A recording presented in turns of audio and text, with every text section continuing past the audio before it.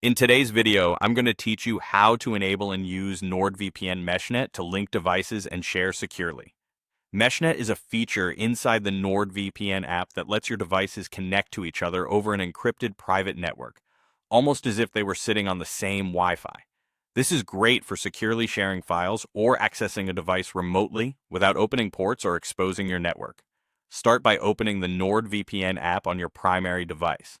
Look for the MeshNet tab in the app's menu and turn it on. If you're prompted to grant permissions or allow firewall access, confirm those so MeshNet can establish connections. It also helps to keep your NordVPN app updated to the latest version for the smoothest setup. Once MeshNet is enabled, your device will appear with a name. You can rename it to something recognizable if you like. Next, link your own devices. On your other devices, whether that's Windows, Android, iOS, macOS, Linux, or Android TV, install the NordVPN app, log in with the same account, open the MeshNet section, and toggle MeshNet on.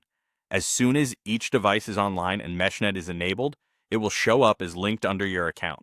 If you don't see a device, double-check that it's connected to the internet and that MeshNet is actually turned on in the app. Giving each device a clear label makes it easier to tell them apart later. To link an external device, go back to the MeshNet section and select the option to link an external device or send an invitation. Enter the email address of the other NordVPN user you want to invite, choose the permissions you're comfortable granting, and send the invite.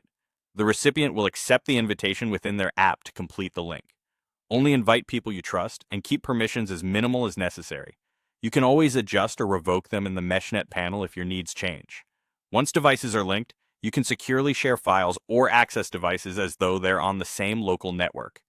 Use the device list in MeshNet to initiate a connection, then follow your usual method for transferring files or connecting to services on that device.